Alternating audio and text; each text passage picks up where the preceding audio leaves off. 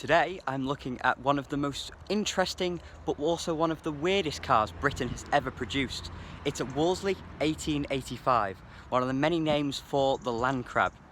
First I'm going to tell you a bit about the history of the car, then I'm going to take you for a walk around and finally tell you a little bit about how it drives. The BMC ADO 17 was known by many names because BMC, as the Austin 1800, Austin 2200, Morris 1800, Morris 2200, Wolseley 1885, this one, and the Wolseley 6. They were produced between 1964 and 1975, with this Wolseley one being made between 1967 and 1972. Also, this won European Car of the Year in 1965, a sure sign that they knew what they were doing when they designed this car, although as usual with everything BMC, it was flawed genius. The great Sir Alec Issigonis started working on what became the Landcrab as early as 1956, with a couple of gaps while work was focused elsewhere. The development of the MGB led to a 1.8 litre version of the B series engine being developed. Subsequently, Issigonis decided the new, bigger engine should go in the new large car. In hindsight, this might have been a mistake, as only 5% of cars sold in 1960 had engines around this displacement. The 1.5 litre version of the B series might have been more reasonable, as nearly 20% of cars sold were around this capacity. At the end of the day, the extra 300cc did mean the car had an extra bit of poke. Issigonis' design philosophy meant that this car, despite its external dimensions, had an awful lot of room inside, a lot like the Mini, the 1100 and later the Maxi, which interestingly used the same doors as the 1800. Due to Issigonis going quite frankly mad when designing this car, it became a weird niche compared to the cars it was trying to replace, the old Farina saloons. The Landcrab ended up being wider, heavier, faster and much more expensive than the Farinas it was trying to replace, which made it a weird niche rather than a full-on replacement. In fact, BMC kept making the Farina saloons for years and years and years after they started making the Landcrab. It's just bonkers if you asked a car company to do that today, but it was completely normal for BMC to do it. The basic ADO 17s ended up being 14% more expensive than the equivalent Farina saloon, which meant that the market they were going for was way above that was taken by the Farinas. Only BMC. Only BMC. The Landcrab was the last of the three new Austins for the 60s, the first of those being the Mini, ADO 15, then the Austin 1100, ADO 16, and then finally the Landcrab, ADO 17. In keeping with those two, this car's front engine and front wheel drive, massively unusual for a car of this size in the time period where most were rear drive and had live rear axles. In fact, therefore this car can be seen as a bit of a trendsetter along with the other two Austins of the period, for being front-wheel drive cars when pretty much everything you see on the road nowadays is. Even more unusual for the time was its weird appearance with large glass area, and this car's extremely wide for the period, and that's what gave it its Landcrab nickname, along with the wheels at each corner layout that Issigonis so loved. This was the last BMC car designed in part by Pininfarina, with the rest of it being done by Issigonis himself. If we delve under the skin, this car runs on Dr. Alex Moulton's hydroelastic system, which, if you don't know what it is, Google it, but basically it's fluid under pressure creating your springing, rather than using coil springs or leaf springs as many cars did at the time. So this is a 52-year-old car running on fluid suspension. How modern. Just interesting to me are the little things like the brake lights and the indicators that dim when you turn the lights on. That means you don't dazzle following drivers. Very forward thinking for 1964. The Landcrab is also exceptionally stiff, stiffer than most cars up until the turn of the millennium. That stiff structure meant it could be designed just how Issigonis wanted it, without subframes to complicate and add weight to the design. This was an incredibly well-designed car. However, as with many BMC products, there were lots of issues at launch. If you're interested in them, check the Wikipedia page for a list of the changes made during production. These cars were even used in endurance rallies, with the stiff shell and sophisticated suspension allowing the Landcrab to maintain competitive times despite its size and relatively low power output, finishing second in the 1968 London to Sydney rally. Over the 11 years of production, 386,000 examples were made, with 35,597 of them being Wolseley 1885s like this one. Strangely enough, the biggest export market for these was Australia, BMC's biggest export market at the time. Press reaction was generally good, expecting another Issigonis wonder car. The public, on the other hand, weren't quite so happy. It seems, for some reason, that the buying public don't really care if a car is mechanically triumphant. They just want it to look good and be cheap. That's why Ford still exists. They made cars that were boring but sold. BMC made cars that were interesting but didn't sell. God, I hate the British public.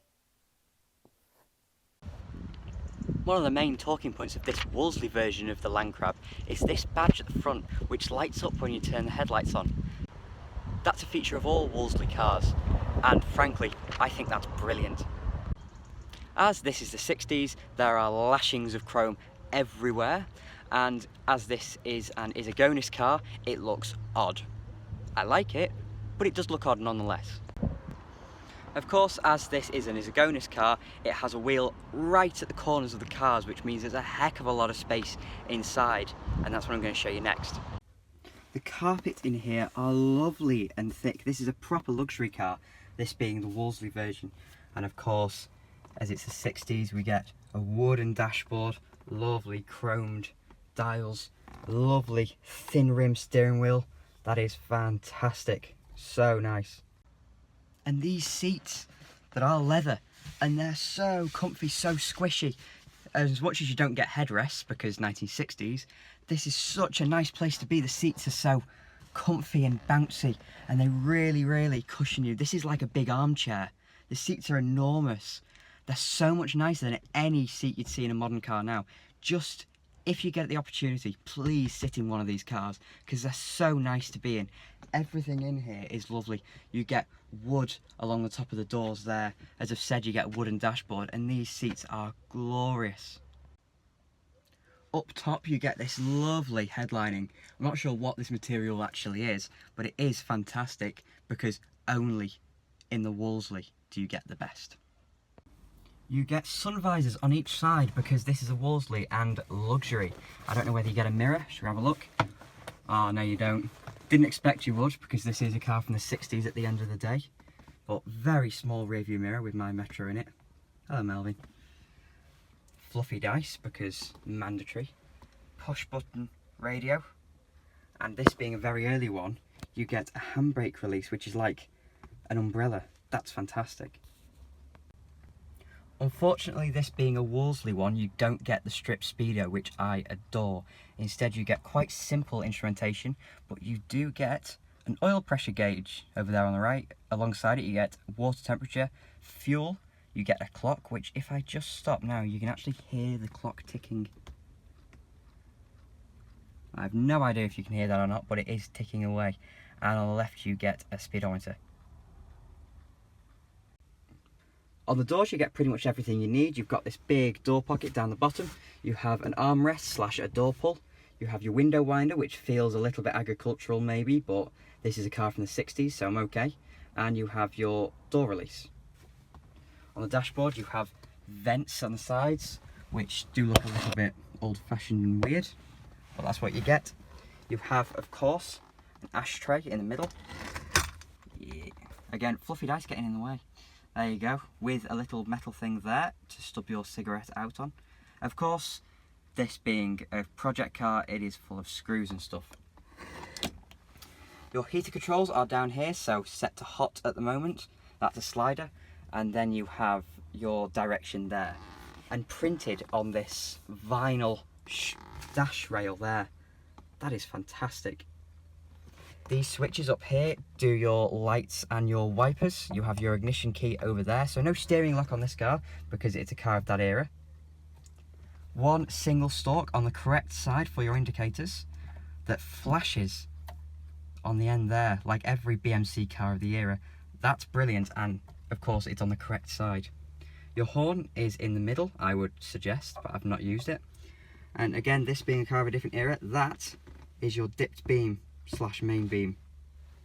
The pedals are all very light, and this being a car from the 60s, there is no trim in your way. This car feels so airy and open. But if you are a bad driver and you're riding the clutch, everybody can see that you're riding the clutch. Take note. I just thought I'd have to mention these BMC seatbelt buckles. They're fantastic. Of course, this being a car from the 60s, no inertia reel here. This is proper aeroplane style 3-point seatbelts, but at least it does have 3-point seatbelts. But of course, none in the back because 1960s, and that wasn't a legal requirement. But you do get an armrest in the middle. Again, winding windows and pop-out windows there between the C and D pillars. That's brilliant. No rear wiper because it's a car of a different era. And these little tiny spindly things with chrome on them because 60s, and this car's just like a Mini at the end of the day. You have these two shelves here. Again, Issigonis, love these things. That is brilliant, and they're even felt lined because luxury. Then in here you have a glove box, which is locked, so I'm not going to try and open it. But everything in this car is just beautiful. It's so nice. The steering wheel, really thin rim, it is enormous. But this car does have power steering, it's just not the best power steering. It does have a little bit of belt squeal every now and then, but who cares really? Now another thing I haven't mentioned from the interior is this dome light here, which obviously flicks on and off, as do any dome light really, to be honest. But this is the 60s, and you may notice it's up there rather than in the middle above the mirror. Now that's a completely weird placement for nowadays, but that was completely normal for the time. And the best example of that is the Mini, which has its dome light on the passenger side but in the same place. This is a car from the 60s, but the dome light comes on when you open the door. That's brilliant, and these doors are really quiet as well. This car feels really, really well put together. You only get the best in a Wolseley. And of course, how could I forget manual choke? Now I'm sat in the back of the Wolseley. There is so much room here. Look at all that leg room. And there isn't a lot of headroom. I'm only 5'9", but people were apparently shorter in the 60s. Who'd have thought it? You get grab rails up here for when your driver is getting a hoon on. Again, you get enormous door pocket. Don't know whether you can see that, but this is the 60s, and so you get an ashtray. These are mega clean. These have never ever been used before. That is utter luxury. Of course, this being a car from this particular era, it is a saloon, and your boot lid doesn't go very high up, to be honest. You might end up hitting yourself on this. And there is a load lip as well, because again 60s, but inside of the boot it is all trimmed in here. It is fantastic. And boot light control when you open the boot lid. That's fantastic. Two engine choices were available: a 1.8 litre 4-cylinder B series like the one in the MGB, or a 2.2 litre overhead cam E series straight 6. This one has the B series with a single carburettor making 85 brake horsepower. As with the Mini in 1100, the gearbox is in the sump, sharing its oil with the engine. This one has a 4-speed manual, but a 3-speed auto was also available. This being a 53-year-old car, performance isn't exemplary, taking 18 seconds to 60, a top speed of 90, and a genuinely quite poor 22 mpg average. Although this car does feel quite fast on the road, which is weird considering that terrible 18 second to 60 time.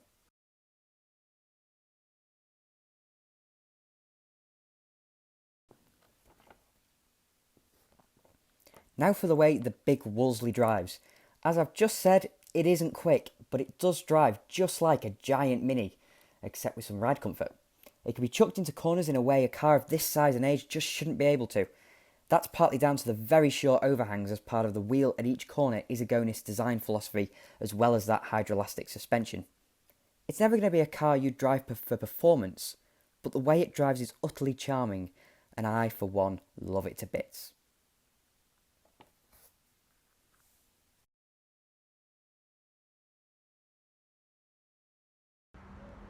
A big thank you to both the Wolseley Owners Club and AR Online for providing all the information for this video. Without you two, this video wouldn't have ever happened.